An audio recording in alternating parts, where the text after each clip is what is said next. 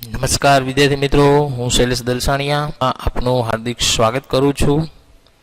હવે આપણે unit 3 read 1 manage stress છે આપણે શરૂ કરેલો. આજે આપણે એનો લેક્ચર 2 છે એ સમજવા જઈ રહ્યા છે. આજે અમુક એક્સરસાઇઝ આવશે, મેન્ટલ સ્ટ્રેસમાંથી બહાર નીકળવા માટેની એક્સરસાઇઝ છે અને ખાસ છે એ બધા ધ્યાન રાખજો. ટ્રાન્સલેશન થોડુંક અઘરું હશે પણ થોડુંક વ્યવસ્થિત ધ્યાન રાખશો તો વાંધો આવશે નહીં. ઓકે, તો ચાલો જોઈએ છે unit 3 read 1 manage your stress.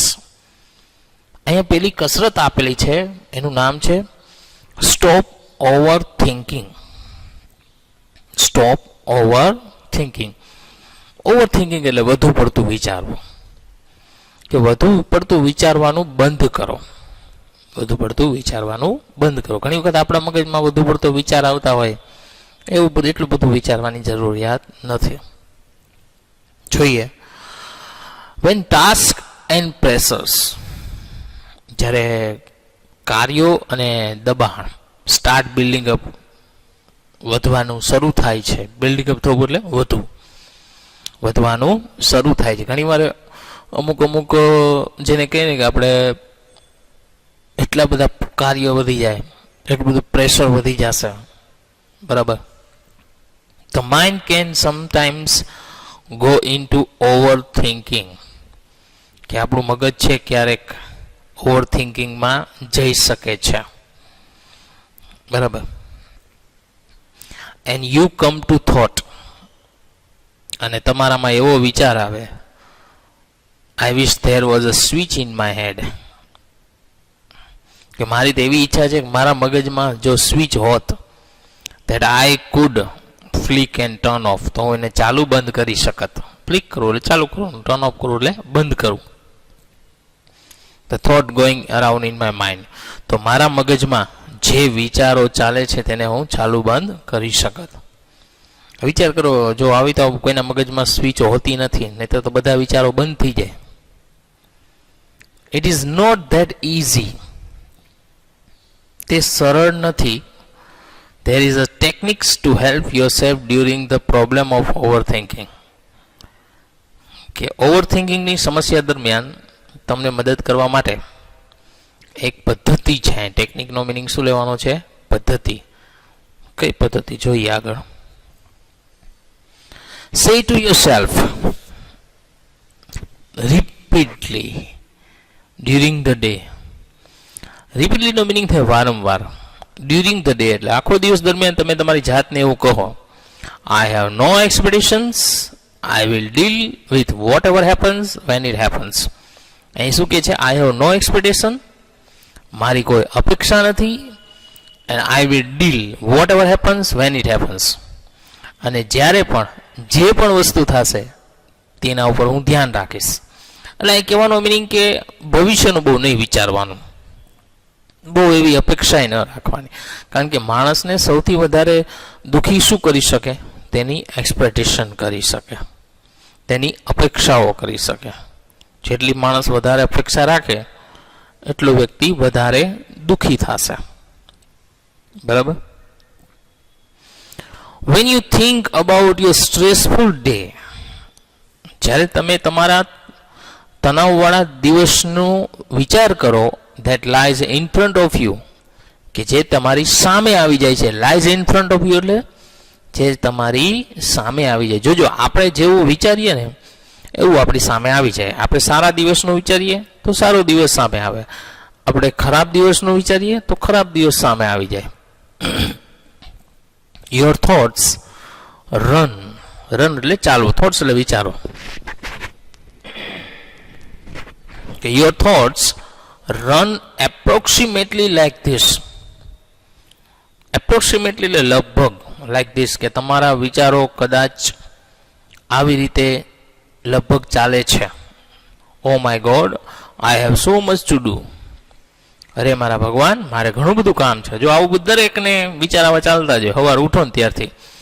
I must do X and Y and Z, કે મારે X Y Z કામ કરવાના છે. After that A and B needs to get sorted out, કે A અને B છે પૂર્ણ થઈ જાય ત્યાર પછી as well. કે એ અને બી સારી રીતે પૂર્ણ થઈ જાય ત્યાર પછી મારે XYZ કામ કરવાના છે. આ ટૂંકમાં નામ નથી આપ્યું કામનું, પણ ખાલી આપણે એનો સંકેત આપ્યો, સંજ્ઞા આપી છે XYZ.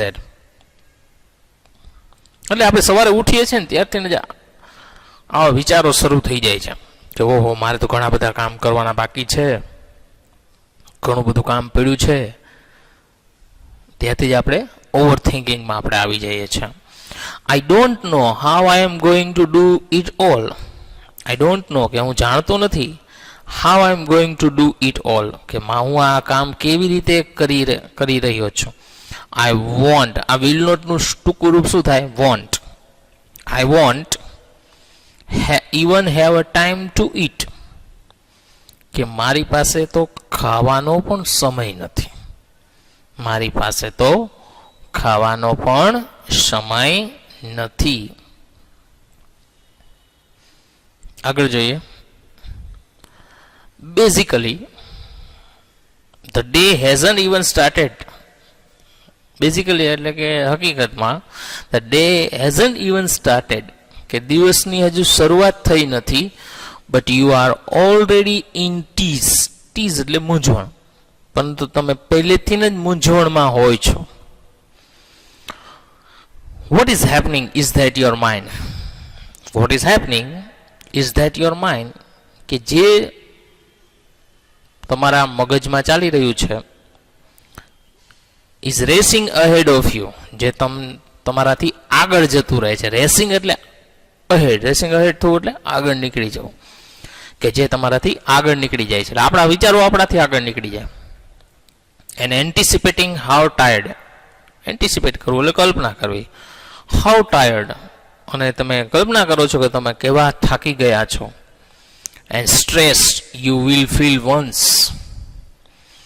અને તમે એ જ વખતે તણાવ અનુભવશો.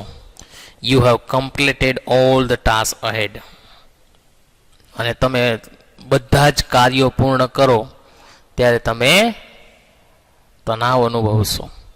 ટૂંકમાં આપણે સવારથી ઉઠીએ તે સાંજનું કાર્ય વિચાર લે એવું નહીં, જ્યારે જે બને ત્યારનું વિચારવાનું. ધીસ ફ્રેન્ટિક થોટ્સ, ફ્રેન્ટિક એટલે કે ભયંકર, થોટ્સ એટલે વિચારો. Start weakening your energy. Weakening કરવું એટલે નબળું પાડવું. યોર એનર્જી, એનર્જી એટલે શક્તિ. કે આ ભયંકર વિચારો છે તમારી શક્તિને નબળી પાડે છે. And as a result you are entering into a busy day with only half of your normal energy.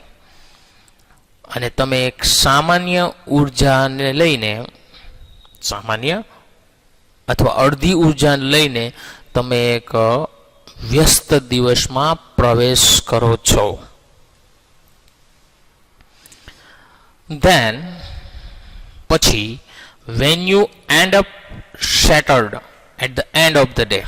Shattered એટલે થાકી જવું, આનો મિનિંગ શું થાય? થાકી જવું, વિખેરાઈ જવું, એવો મિનિંગ થાય. અને તમે દિવસના અંતે થાકી ગયા હોય છો.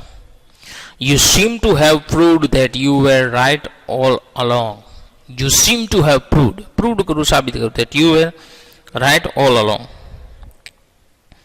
અને તમે એવું સાબિત કરવા લાગો છો કે તમે બધી જગ્યાએ સાચા હતા.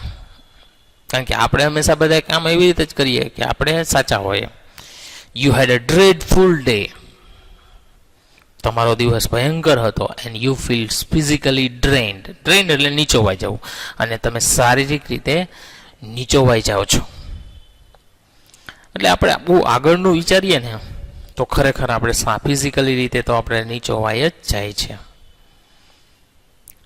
In order to have the maximum energy available at the start of the busy day,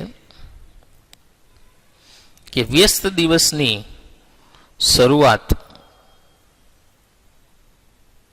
વધુમાં વધુ એનર્જીથી કરવા માટે, use I have no expectation, કે મારી કોઈ અપેક્ષા નથી એવું કહો. And I will deal with whatever happens when it happens. અને હું જ્યારે પણ જે વસ્તુ બનશે, જ્યારે પણ જ્યાં જે વસ્તુ બનશે તેની સાથે તેના ઉપર ધ્યાન રાખીશ as a form of a મંત્ર, અને તેને એક મંત્ર તરીકે સ્વીકારો. અને હંમેશા એવું જ વિચારવાનું કે જ્યારે પણ જે વસ્તુ બનશે એની સાથે હું વ્યવહાર કરીશ. ફ્યુચરનું બહુ વિચારો તો પછી ટેન્શનમાં આવી જશો. યુ વિલ નોટિસ, તમે નોંધશો, how your body start relaxing. Relax થવું એટલે શાંત થવું, કે તમારું શરીર કેવું છે, શાંત થાય છે at the thought of no expectations, કે કોઈ અપેક્ષા નથી તે વિચારથી જ તમારું શરીર છે એ શાંત થશે. This relaxation tells you that, આ રાહત તમને એવું કહે છે, you have just stopped yourself from wasting valuable energy, કે તમે વેલ્યુએબલ એનર્જી એટલે કિંમતી ઉર્જાનો, યુ હેવ જસ્ટ સ્ટોપ, કે તમારે કિંમતી ઉર્જાનો બગાડ કરતા રોક્યું છે.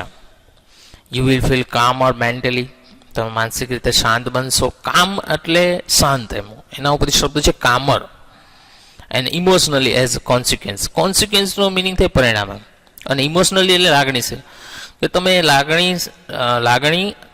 લાગણીશીલ રીતે અને માનસિક રીતે પરિણામે તમે શાંતિ અનુભવશો.